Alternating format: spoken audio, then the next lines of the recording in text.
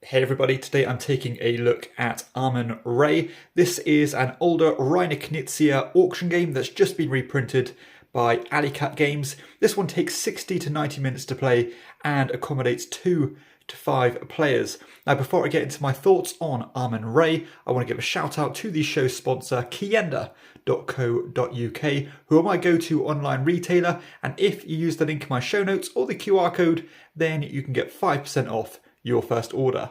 Okay, so Amun-Re is going to look like this when it's set up, and the main board here is made up of all these different locations where we will be bidding for to try and control, and they all come with their different benefits. At the top of the board here you have this little currency track which shows how much goods are going to cost you later in the game. You have an initiative track, you have the score track around the outside of the board, and you have this Amun-Re track which can affect other moving parts in the game, such as your payouts from your farmers, as well as points if you end up controlling these temples. Other components include the location cards, which have been drawn on the board already. So each round, essentially, you are going to be drawing the same amount of cards equal to the number of players. So, for example, here I've set up for a 5-player game. Therefore, there are going to be 5 locations available to be bid for this round. You have this deck of cards here, which are going to give you some game-breaking powers. You've got the farmers, and each player is going to have their 3 little scribes here, which are essentially just their bidding markers. You have these bricks, the pyramids, and these double pyramids. Now, essentially, 3 bricks will turn into a pyramid, and 2 pyramids will turn into a double pyramid. So it's just a way of tracking your presence on the map, and these are going to be one of the main ways of getting points. You're going to have some currency cards that look like this. Each player is going to start with 20 in total of those. You have these scheme cards, which are going to be objectives that you're going for. So you can see here, when it comes to a scoring phase, I want to have control of at least 9 farmers. And if I do, I'm going to get 3 points for doing that. And each player is also going to start with these 2 precise cards, this architect card and this thief card, which I'll talk about the relevance of later. And of course, you have the remaining currency cards for the bank.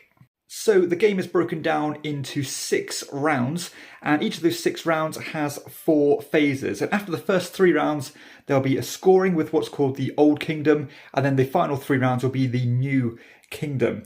Now, let's start with the basic rules, and then we'll talk about how these special cards can break some of those rules. The first thing you're going to do, as I mentioned earlier, is going to draw a number of cards equal to the number of players and put it on the relevant spaces on the map. So you can see here I put this Thebes card on the Thebes location, and then in player order the players are going to be placing their scribes bidding for these different locations. So without thinking too much, let's just place my marker here. Let's say I'm willing to bid 3 for this one.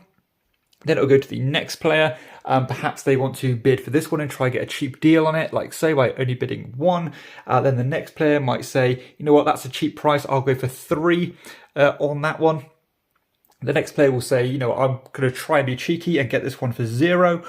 And then maybe the final player will say, I'm going to try and do the same thing and get one over here for 0 as well. Now, if it gets back to you and you have been outbid, like for example, if it gets back to the blue player here and they've been outbid by this orange player, then they have to move their scribe onto another location and be winning, essentially. So they could either try and outbid another player, or they can try go somewhere else. But let's just say they went here, like so, to try and get this one for cheap. If you are still in the lead when it gets back to you, then you are going to remain in place and pass, and essentially you're going to keep on going until everybody has the lead on one of those cards. Let's just say this one ended up going here in the end. So once everybody has won a location outright, you're going to pay that amount of money to the bank, and then some of these locations will have rewards on them in these yellow boxes. Like this one would allow me to draw 2 cards from the stack here. Some of them will give you brick, which will let you put bricks straight on to the map. Some of them will give you other things such as instant money like this, and so on. You can also see that each location has a certain number of cards on them, and this is relevant for the next phase of the game, which is the market phase, where you can choose to buy cards, farmers, or bricks, or any combination of those.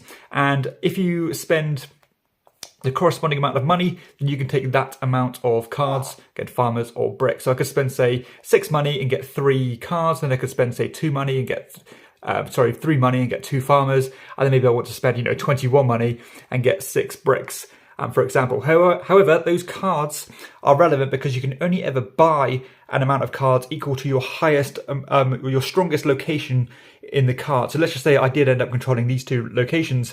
I would be able to buy 3 cards in the market phase, and I don't add them up together. So it's only your strongest one that counts. Now, if you buy cards, of course, you would add them to your hand.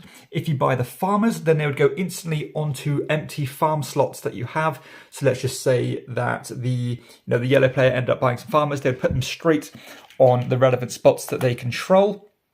Now, if you don't have any space to put them, then you cannot buy any.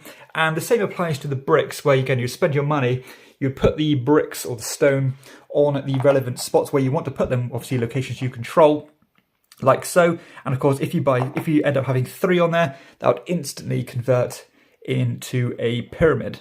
So once each player has completed their market phase and bought everything they want to, then you're going to go into the offering phase, where each player is going to simultaneously choose a number or an amount of these money cards, bearing in mind you could always get change, and secretly bid them at the same time as the other players and reveal them at the same time.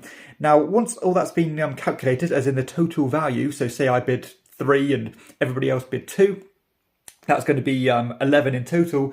You're going to have a look at this chart here and move it to the relevant spot. So that put me on the 2 spot here, because again, that's between 3 and 12.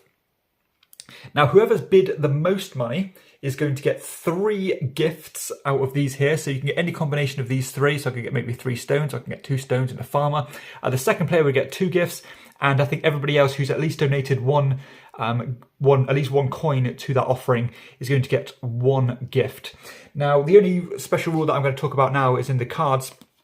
You can choose to play one of these thief cards, which will allow you to take 3 money from the bank, but it will reduce that total coin value by 3 to keep it on the lower end of the spectrum. The amount of offerings made during the offering phase is also important when it comes to turn order, because whoever has contributed the most coins will be the new first player in descending order, and if there's ever a tie, then your initiative pieces will stay in the same order. And once the offering phase is complete, you're going to go into the final phase, which is the harvest phase, where you are going to collect an amount of money depending on a number of different things. So if you control any farmers, like the yellow player has here, he's got 2, you're going to have a look at the number of the track here. So it's on spot 2, therefore each farmer is going to pay out 2 money. So in this example, the yellow player will get 4 additional income because they've got 2 farmers.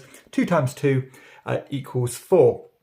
Now, some locations also give you pure money, like for example here, this Berenike gives you 8 income, but it doesn't give you any other options. And some of them with these camels on will give you income, but only if the Amun-Re track is on the first 2 slots. And that is essentially how a round of the game plays. Now, after the first and second round, you're just going to simply re-rack a new set of 5 cards for a 5-player game. But after the third round, there will be a scoring where you will score points based on all of the pyramids you control. So you're going to get a point for each pyramid you have. Of course, these double ones are going to count for 2 points. You're also going to score points based on the sets that you have. So if you have a pyramid in each of your locations, then you'll score an additional 3 points. The temples will cash out points based on the position on the Amun-Re track. So this, if I controlled this Amun-Re location, that's 2 temples there. It'll be 2 times 2 for another 4 points. There will also be points based on who's got the majority on either the left-hand side or the right-hand side of the Nile. There'll be 5 points up for each of those, and you'll also cash in any amount of different scheme cards that you have as long as you complete that criteria. So you can see here, if I did control 9 farmers, then I'd get an additional 3 points. Now, another really important thing to say is that after a scoring phase at the halfway point in the game, almost everything is going to get taken off the board, as in all your farmers are going to go and you're going to lose control of the regions. However, and this is probably the biggest twist on the game, all of the pyramids are going to remain in place, as well as the stones, of course. And now what that means, naturally, is that these locations are going to be much more lucrative during the second half of the game, because there's already an infrastructure there and some points to be had by hijacking that land with the pyramids already built. And again, for the second half of the phase, it's going to play in the exact same way. You're going to have another scoring phase based on what I've already explained, and also there's going to be some bonus points based on who has the most remaining money left in their hand. So now you know the core rules of the game. Let's take a look at some of these special cards. So there are some more scheme cards shuffled in to that deck, and these can score in tons of different ways, such as having all of your pieces either on the left hand side or the east or the west side of the Nile. If you control all adjacent connected regions, you get an additional 3 points. If you build all your pieces right next to the Nile or away from the Nile, there's some more points to be had there. And of course there are all these special cards. So we've already talked about the Thief. There's also this one here, which simply gives you more income during the harvest phase. You got this one here, which basically allows you to rebid on the same spot that you did last time. So if you remember, if you're outbid, you have to bid on another card, but this one allows you to break that rules. If you've got your eyes fixed on something, you can commit to this one and stay on that same location. This one here increases the outcome of each of your farmers. This one here allows you to manipulate that Amun-Re track up to 3 spots, either more or less. This one here allows you to put a farmer on a location even if there is not a farmer slot involved there. So you can see here, I can actually put a farmer in Berenike even though there's not a farm. And the final one here allows you to block the next bidding space in front of you. So let's just say, in a future round, let's say Edfu came up for auction. Again, if I say bid here, I could cash in that card and prevent anybody from bidding 10. They're going to have to bid at least 15. Okay, so let's share some thoughts on Amun-Re. Now, if you watch my content regularly, you might know that I am quite a big fanboy of Reiner Knizia, especially his auction games. And this one has some pretty cool things going on that separate it from the other auction games of his that I've already played. And we'll talk a bit more about that later. Now, one of my favourite things about this is the actual idea that when you bid on something or when you outbid, you cannot just rebid on that same spot. You have to go somewhere else. Now, what that means is that you have to weight your bids a bit more carefully, because you can be completely thrown under the bus and have to kind of go around the fences before you get back to the card that you want to, and by then the price is really ramped up. So weighting it just right so that you know nobody's going to outbid you, but at the same time not outpricing yourself or overcosting yourself on that particular location. And you do have to weigh up a number of different things when you are evaluating the value of these locations, because of course you need those slots to put farmers in to make sure you've got more income in the future. Getting a little kick with bricks is nice because it gives you a little leg up on your opponents. Your drawing cards is nice, making sure that you have high cards locations so that you can always have that flexibility to buy loads of cards in the market phase. Having income here, just pure money being given to you in the harvest phase. So again, tons of things you need to consider, but at the same time, you are not only considering the rewards you can get from the locations itself, not only the instant ones, but also the ones in the harvest phase, but you're also juggling or spinning those plates of trying to achieve as many of these scheme cards as possible. And sometimes you can manage loads of those at once. Like some might say, well, I want to build all of mine to the east of the river, but at the same time I want to have them adjacent, and I want them to be right next to the river as well. That could be 3 scheme cards there completed at once if you manage to win all of them. But of course, that might come with some punishments, because you might not find a location with temples on, for example. So it really is a delicate assessment of trying to place the right bids and knowing when to commit and knowing when to give up on different locations. So there is a lot of moving parts when it comes to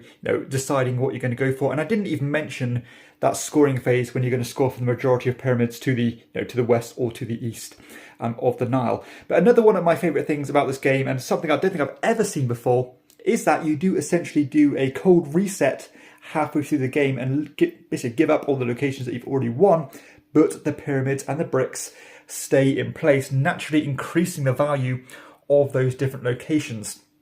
So you might have an infrastructure already there and start bidding for things, knowing that you've got some sets already pre-built. And when it comes to the scoring phase, you've got loads of points there without doing any work. But of course, it's going to come at quite a hefty cost, and people are going to be competing for you. So I do love that idea of pretty much cold resetting, but there being something or some foundation there from the earlier half of the game. The turn order for this game is actually very important, maybe more so than first appears, because having first bid on the location that you want is so important, because as I said, people will be very careful about what they're spending and don't want to spend a penny more than they need to, because they want every single coin for that market phase. And of course, tie breaking is going to go in your favor if you are highest in initiative order, which always ties back to how much you're offering during the offering phase. Now, generally speaking, I think you want to run up the prices here, because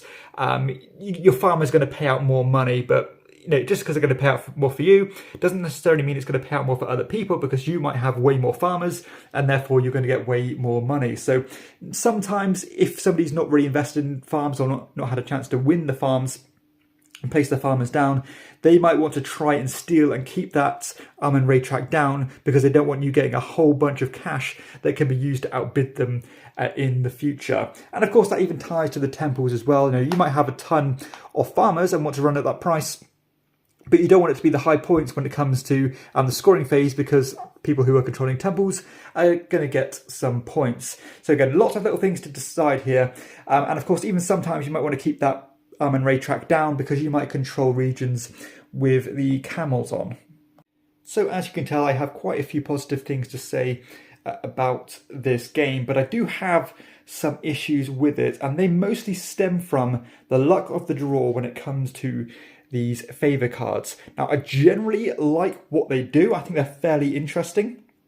Being able to put farmers down when you haven't got the space for them, getting just a quick cash injection, all these things are very helpful, but some of them are a lot more circumstantial than others. Sometimes you're going to get just completely luck out and get a great card, and sometimes you're not. And that is amplified when it comes to the scheme cards.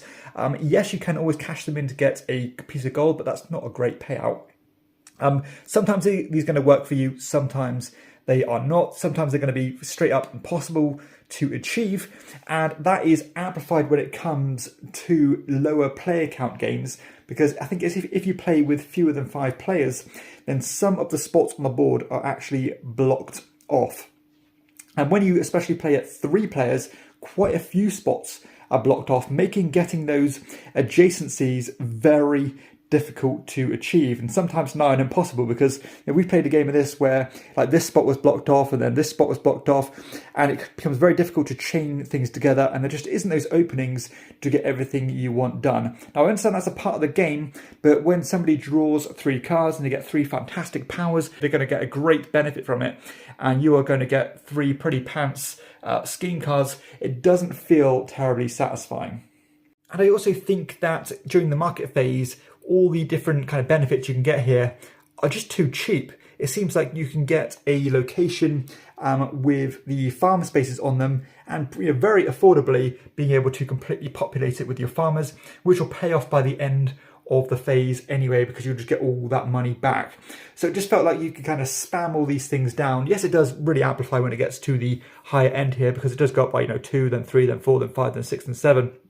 But generally speaking, spending 3 or spending 6 and getting 3 benefits of each type is pretty affordable, and you'd be a fool not to keep doing that.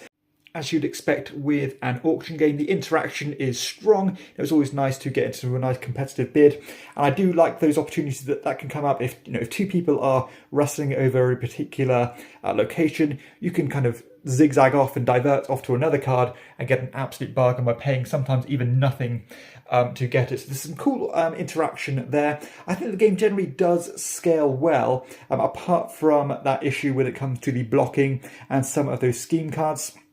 And I don't think the game outstays its welcome either. You can probably play this in around 75 minutes, maybe 90 minutes at that 5-player count. The production for this version of the game is very nice. The board art looks fantastic. This is Vincent Dutrait artwork. It does have these nice chunky kind of resin pieces for the Amun-Re track and for all the pyramids and bricks. Looks really nice when it's on the table. All the little wooden meeples for the scribes look great as well. Just a very nice polished production, good card quality. Now the only issue I have, I suppose, is that the money in the game is cards. Now I understand that you do need high denominations and quite a lot of money, but I don't really see why they couldn't have just used coins and made it a bit nicer that way. Personal preference, I don't really like using cards as currency. Okay, so let's share some final thoughts on Amun-Re. Now, I do like this game a lot. I think it has some cool things going on here. You know, that bidding mechanism, the idea that things stay on the board. I quite like the offering part of the game. There's a lot to like here. Now, the problem is, and I say this with any auction game that I play, I have so much competition in my collection for auction games, and even ones by the same designer. So I've played most of the, I suppose, more notorious or most popular Reiner Knizia games, such as Ra, which happens to be one of my favourite games of all time, High Society, Medici, and some others as well. Now, I think I like all of them more than I like this one. And that is not even throwing shade on this game, because this game is good at what it does. But there are some little things that I find unsettling, such as the luck of the card draws. I understand that is more personal preference, and that's going to be fine with most people, but I could do without it if I'm honest. So I really can't ever really see myself pulling this one off my shelf above those other titles, especially when this one is really going to flourish and shine when it comes to 4 or 5 players, because there's going to be more open spaces on the map. So I think this might just be a victim of being too much competition, at least for me, and I don't think I'm going to keep hold of this one for that reason, when I can get probably a more enjoyable and a richer game in slightly shorter time when it comes to something like Ra, or of course if I want a more breezy, fast card game, I could play something like High Society.